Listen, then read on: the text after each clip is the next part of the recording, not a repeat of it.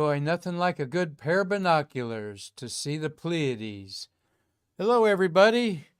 Welcome to the American Space Museum as we are helping you stay star curious on Stay Curious. I'm Marquette to bring you some backyard astronomy.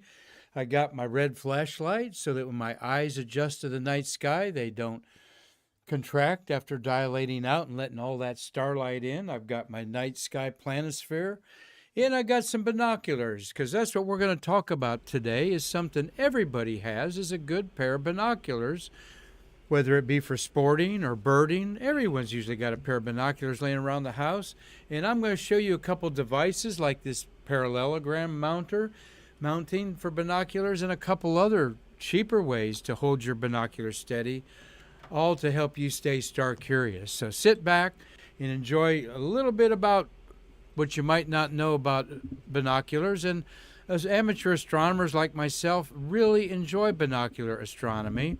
And I want to dedicate today's show to one of my friends, one of my best friends I lost a few years back, Terry Alford.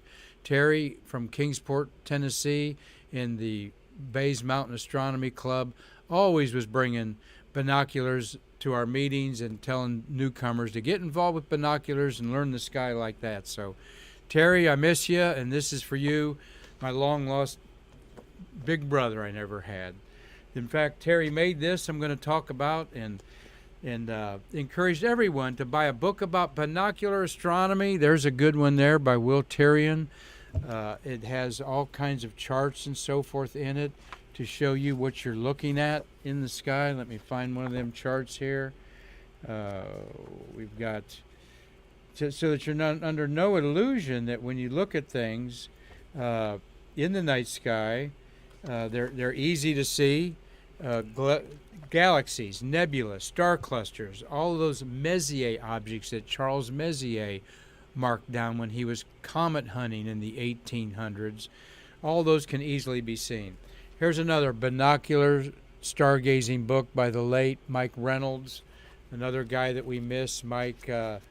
This is the one I was thinking of that had star charts in it of things that you're going to see in the night sky. But after all, we amateur astronomers love hunting the treasures of the night sky. It's like a treasure hunt every night where you're filling out your little list of what you want to find that night up in this case in the winter sky. And there's so much to see in the winter sky and enjoy with binoculars. Even books like this, Planet and Stars, will have chapters about binocular viewing in there. Well, how do you get into it? How do you decipher what a 10 millimeter by 8 by 60 millimeter eyepiece is all about? Well, stay curious. Let me clear my whistle here a minute. And we'll quickly show you. Binoculars come in two kinds, basically. You have this kind here that has got the objective at the end, which is the light gathering power, and a eyepiece, the magnifier at the other end. Or you have them that look maybe more streamlined like this, and these are these are called roof prisms, and a lot of these are used for birding. When you see that coating on them, that's usually used in the daytime to give you more contrast. Okay.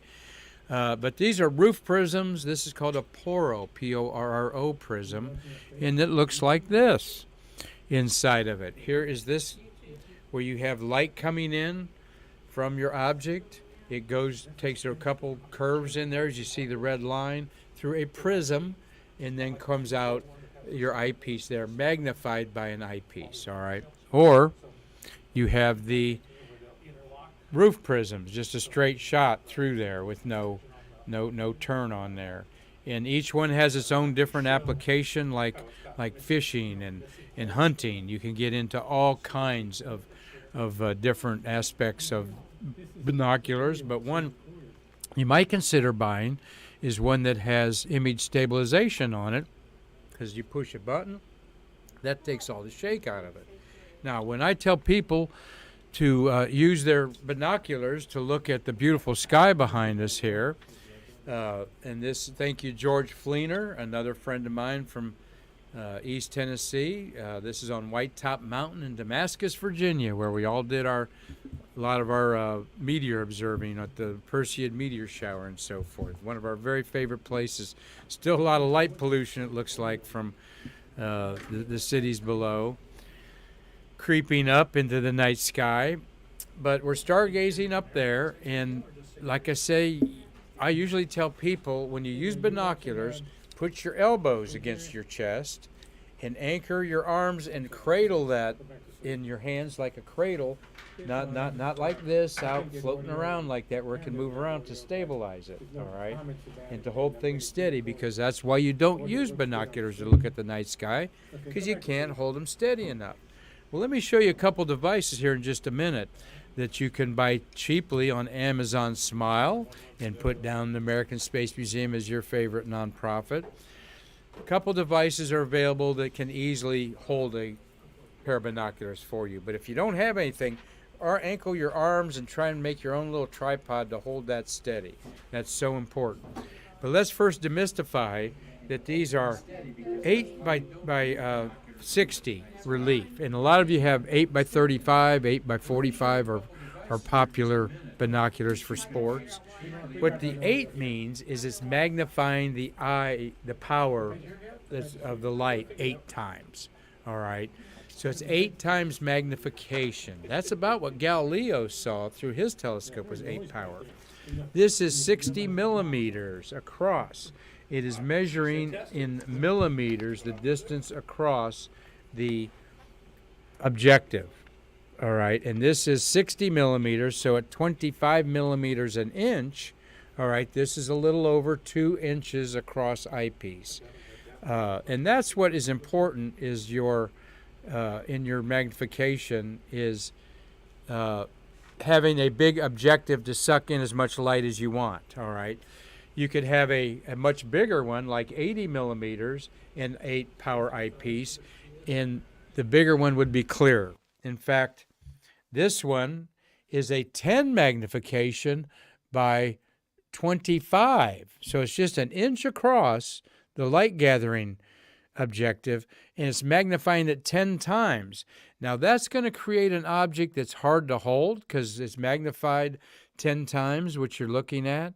And it's also going to be maybe a little less sharp as if you magnified it 8 times with a 25 millimeter. So it actually might be better to look at through this. But quality of the optical glass is another thing. Now here's another 60 millimeter. This is another 60 millimeter eyepiece, ocular there.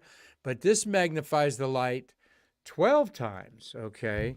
So I have an 8 by 60 and a 12 by 60, all right? Again, this is going to be harder to hold and steady because you're magnifying things a lot more. But this is going to be more powerful magnification-wise. But again, sometimes magnification is a compromise, and depending on the night, the 8 by 60s could give you a better view. So the first number is the magnification of the lens. The second number is the diameter of the objective. The bigger the objective, the more you can magnify it with. So you could have 120 millimeter eyepieces. We're going to see a set of those in a picture here in a minute, grabbing in a lot of light, whereas these, it's magnified 8 times. So there are several devices. This is called a parallelogram, all right, device, that if I'm here looking at it, at an object, say the Andromeda Galaxy looks really beautiful in a binoculars, even sometimes better than a telescope because you can see the whole thing. It's 3 times wider than the full moon, in fact, the Andromeda Galaxy. And if I'm showing it, if I'm looking at it, I can move this down, all right, and it will still be in the field of view for a shorter or taller person. That is the beauty of a parallelogram IP mount there. And this was made by my good friend Terry many, many years ago, probably almost 30 years ago. And sometimes it's good to make things. You can find plans for a parallelogram binocular mount.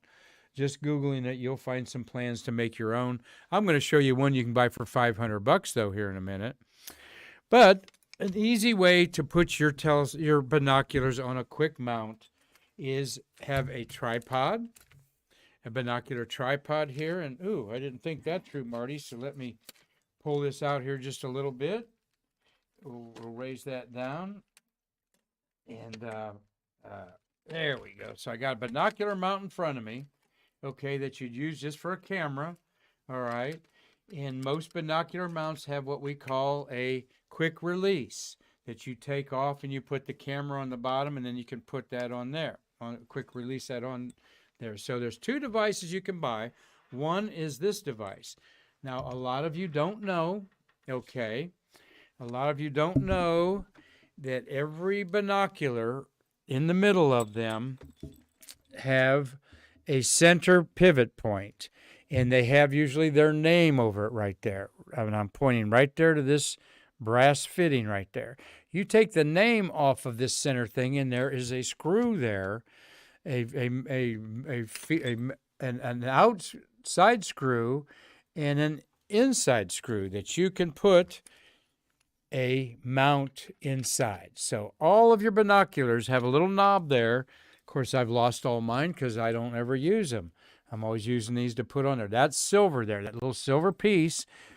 You can buy an adapter for about $10. There's what it looks like. You screw that on the center. Okay, I'm going to screw that right there. Nice and tight in the center. Now I've got a pedestal. Okay, and on this pedestal is another female insert that I can screw in my quick release on my from my tripod, and then put that there in there, and there we go. I have got binoculars on a tripod now, and this enhances and brings you so much joy because you can look at things. And of course, the earth is going to turn and to the east and move things to the west. But what all of a sudden, bingo, whole new idea there to use a binocular mount to look at objects in the sky and find them with great books like this one, Binocular Stargazing by my late friend Mike Reynolds. And so a big game changer. And these binocular mounts are available on Amazon Smile and all kinds of other vendors there now. And once again, you just take it off there, and right in the middle of every binocular is where the fixture is to put this device in. Once again, I just screw it off, and then there, bingo, put it in your gadget bag. Now, there's another device that you can buy also that is a strap. If let's say your binoculars don't have a center piece on them, which these don't. The roof prisms usually don't, okay? And I want to strap that down. Well, you can buy a little device that's got Velcro on it.